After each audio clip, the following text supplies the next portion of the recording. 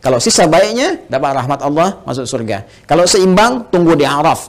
Ya, di Araf, makanya ada surah ke-7, surah Al-Araf. Dari ayat 45 sampai dengan 49 disebutkan kisah orang-orang yang seimbang amalannya, amal baik dengan buruknya 50%, maka mereka menunggu di tempat yang tinggi ya sampai hisab selesai. Terlihat keindahan surga, pengen cepat ke sana.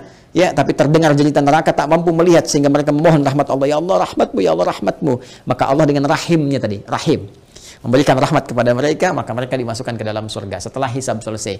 Ya, kalau sehari berarti 1000 tahun nunggu di situ. Ya, tapi ternyata kalau jelek ini, jeleknya banyak, 50,0001%. Ini 49,9999. Maka dilihat nanti, apakah ada peluang mencintai Rasulullah, dapat syafaat, apakah dari dekat dengan ahlu Quran, apakah pernah nanti ada kaitan-kaitan, dicari sampai dia punya peluang untuk menutupi salahnya ini, sampai punya peluang. Ya, sampai punya peluang, itu rahmat Allah.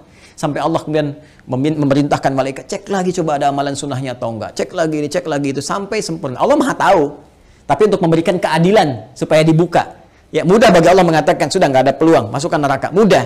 Tapi ketika Allah katakan buka catatannya, perlihatkan kepada dia, terbuka semua sehingga semua potensi kesadaran dia, pemahamannya, dan tidak ada hujah lagi di hadapan Allah karena semua dibuka dengan semua bukti-buktinya. Jelas ya?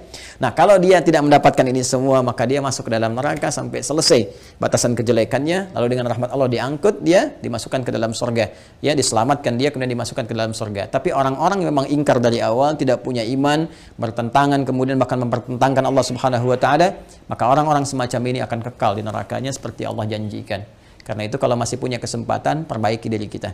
Dan ingat ya, kalau membaca Quran, belajar Quran, maka belajar kepada yang ahli Quran. Jangan orang nggak pernah baca Quran, dia dengar, kemudian penjelasannya. Dia aja nggak ngerti Quran, bagaimana Anda bisa mendengar tafsirnya? Ya, mendengar penjelasannya. Ini kan agak aneh cara berpikirnya. Jadi kalau ada orang-orang yang tidak beriman atau tidak mengetahui Quran, kemudian memberikan gambaran-gambaran, termasuk orang-orang liberal misalnya, ya, yang nggak ngerti Quran, nggak paham cara menafsirkan Quran, nggak mengerti kandungannya, baca Quran aja jarang misalnya kan, bicara tentang isi Quran itu nggak usah didengar. Ya, nggak usah didengar. Ya, dulu pernah ada penjelasan bahwa ini semua orang nih, semua agama berpeluang semuanya masuk surga. Ya, walaupun beda-beda keyakinan, cuma punya satu Tuhan yang sama, walaupun caranya beda-beda. Lalu seenaknya mengambil potongan ayat Quran. Diambil Quran surah kedua Al-Baqarah di ayat 62. Ya, paling kiri sebelah atas. Innal ladzina amanu wal ladzina hadu wan nasara was-sabiin. Sampai situ dipotong. Ini dalilnya nih. Orang beriman, ya, orang Yahudi, orang Nasrani, orang Sabi'in, ya kan, penyembah bintang gemintang dan sebagainya. Ini dalilnya, tapi dia nggak teruskan.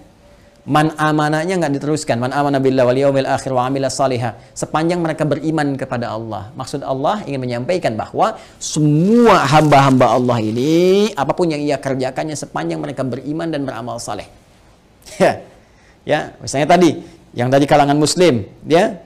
Kemudian dari kalangan Nasrani, dari kalangan Yahudi, dari kalangan Sabi'in, dari semua, Allah nggak akan bedakan semua mereka kalau mereka mau beriman. Artinya apa? Minta dulu semua beriman. Ya, asyhadu an la ilaha illallah, asyhadu anna muhammadar rasulullah, yakin dengan Allah, tinggalkan semua hal kecuali apa yang telah Allah tetapkan kepada mereka. Menyembah hanya kepada Allah, salat kepada Allah, baca Quran dengan baik dan beramal sesuai petunjuk Allah. Makanya di ujungnya ada wa amilas salihah. Ya. Baik, itu penutupnya, balu lahum ajrum inda rabbihim wala khaufun alaihim wala hum yahzanun. Mereka dapat balasan pahala, termasuk hilang dari kesedihan-kesedihan mereka. Karena itu hati-hati ya kalau mengaji, baca-baca di di Google, di Facebook misalnya, atau di YouTube dan sebagainya, coba pastikan dari siapa Anda mengambil ilmu, dilihat. Ya, kalau meragukan ya tinggalkan, kemudian cari penjelasan-penjelasan yang baik. Ya, penting ngajinya juga harus diperjelas, ilmu sorofnya dipertajam. Ya, tabayatubu youtuban gitu. Ini tasrifannya di fasbaka yufasbiku facebookan. Nah, itu konteks kekinian yang harus diperbaiki. Jadi saya tegaskan sekali lagi, yang Quran surah ke-19 Maryam ayat 71 itu tentang menyinggung tentang orang-orang yang bermaksiat dan tidak mau tobat, yang keras pertentangannya kepada Allah Subhanahu wa taala sampai diberi kesempatan sampai dia menjelang wafat pun tetap tidak mau bertobat. Maka muaranya adalah muara keburukan saat di akhirat, dikumpulkan di neraka jahanam bersama para setan juga yang pernah kemudian bermaksiat selama dalam kehidupannya kepada Allah Subhanahu wa taala. Itu maksudnya. Ya, itu maksudnya. Jadi ini pengingat juga kepada kita sepanjang kita hidup, maka kita persiapkan dengan baik ya. Ini penjelasan Al-Qur'an ya. Ya, penjelasan Al-Qur'an. Nah, kalau nanti ada penjelasan misalnya di buku-buku lain atau keterangan lain, yaitu gambaran-gambaran yang bisa kita uji. Ya, Al-Qur'an itu menawarkan dengan sangat indah. Satu-satunya kitab di muka bumi yang membuka penawaran kepada setiap hamba untuk bisa silahkan Datangkan semisal Al-Quran, silahkan kaji. Satu-satunya kitab di muka bumi. Kaji otentisitasnya, dijelaskan langsung. Kaji otentisitasnya, ya kaji apakah ini buatan manusia atau ini firman Allah Subhanahu Wa Taala. Silahkan lihat dari berbagai unsur, ya dari unsur sastranya, unsur kebahasaannya, unsur isinya, muatannya dan sebagainya. Itu satu-satunya kitab di muka bumi yang membuka peluang kepada setiap hamba, bahkan menawarkan kalau nggak mampu sendiri panggil dari kalangan jin, panggil dari kalangan yang lain. Bisa nggak datangkan semisal Al-Quran? Satu-satunya kitab di muka bumi. Silakan tunjukkan pada saya kitab mana di muka bumi yang menawarkan, ya bahkan bukan hanya kepada pemeluknya, kepada siapapun di muka bumi untuk memeriksa kebenarannya, kecuali Al-Quran.